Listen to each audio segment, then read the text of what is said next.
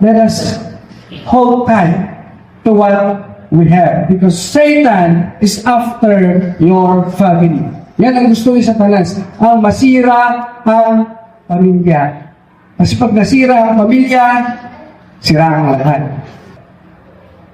Yung hidwaan sa loob ng ating mga pamilya, sabi niya, mawawasak yung pamilya kung walang kapayapaan. Itong mensahe na ito, ayaw ni Satanas na makarating itong message na ito sa inyo. First, he is after God's servant. Pero number one, yun yung gusto sirain ni Satanas. Sa simula pa lang. Sa Genesis pa lang. Chapter 3. Sa simula pa lang ng history ng mankind, sinabotahin na ni Satanas yung marriage. Kasi alam niya, na kapag maganda yung marriage, magiging maganda lahat. Pag maganda ang bawat pamilya, paglabas ng bawat tao sa naman ng komunidad, anong contribution nila maganda din. Magiging maayos, payapa. Kaya natin against, ano? Kasi din naman natin ginusto yung maging broken family and anything. Wala naman may gusto niyan eh. Lalo na yung mga anak. Ano? Yun yung mga ginusto yan. And even yung mga partner, minsan din nila ginusto yan.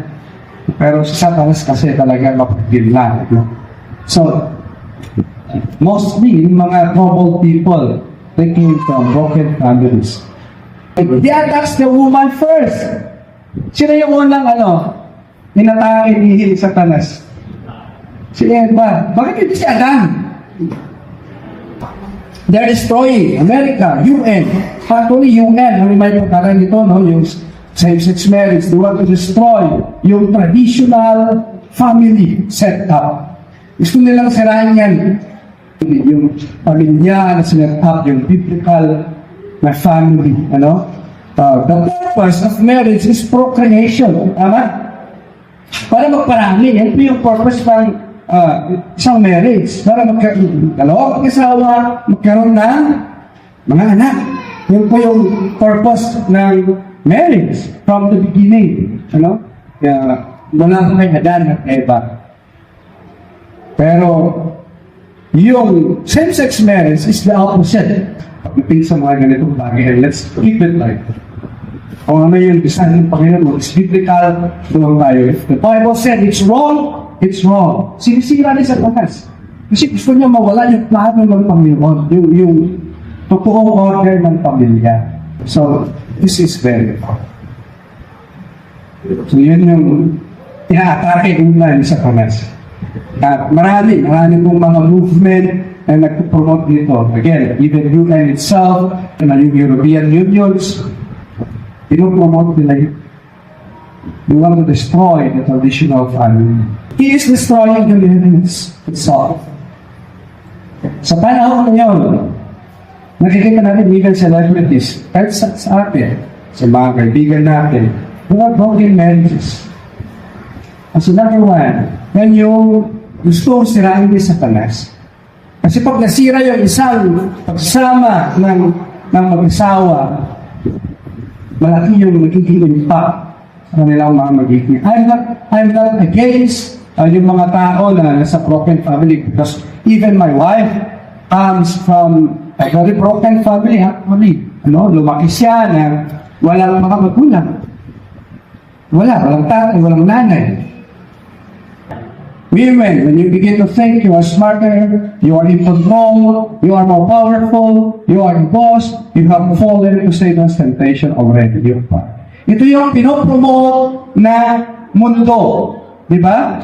Ano sabi kadalasan ng mga babaeng Pilipina? Ako ang masusunod. Mali po yun. Yun yung pinopromote ng culture. But the Bible did not say that. Yung feminism, di ba? Yung kaya ng mga babae, ang kaya ng mga lalaki. Ang mga babae ay pwedeng maging mga lalaki. No, it's not the design. You are especially designed to be a woman. You are special. Yung mga babae, you have special function. There is something about you na wala sa mga lalaki. And that is something that you can contribute to your marriage para mag-work yung marriage natin, Not to be the head of the family. So, kung lagi kang kontra sa asawa mo, you are becoming that fallen woman again. Genesis 3:16. Nalito ako sa verse na to eh. Sa Genesis 3:16 na pinag-aralan ko sa maigi kagabi. Ayan. Ito po sa ESV po ito at NLT, same yung translation nila. Sa King James, medyo nalabuan ko kasi yung alam ko na verse actually. So iba pala po, when you study it deeper, yung ibig sabihin. So ito po, to the woman he said, I will surely multiply your pain in childbearing. In pain, you shall bring forth your children. Your desire shall be contrary to your husband, but he shall rule over you. Lagi, no? Yung isawa, lagi nagkukontrahan niya. Sabi niya, your desire shall be contrary to your husband. Sa ibang translation, sabi niya, your desire shall be to your husband. So kapag pinasa mo, parang yung desire ng babae ay after his husband. Pero hindi pala, yung ibig sabihin pala nun is contrary. Yung pakontra sa kanyang asawa. Yung sabi ng isang commentaries. Your desire shall be for your husband. It means that when sin has the upper hand in a woman, she will desire to overpower or subdue or exploit man. And when sin has the upper hand in man, he will respond in like manner and with his strength subdue her or rule over her. So from the beginning, nung nag-fall ang man, no? Sa pamamagitan ni Eva at ni Adan, naging ganun na sa mismo pamilya, meron ng pangalan. Pumasok yung kontrahan ng mag-asawa. So hindi lang po bago yan. Nung pasimula pa lang, nung nasira ni Satanas, yung design ni God, yung family ni Adam and Eve, pumasok na yung ganito, yung pangalan.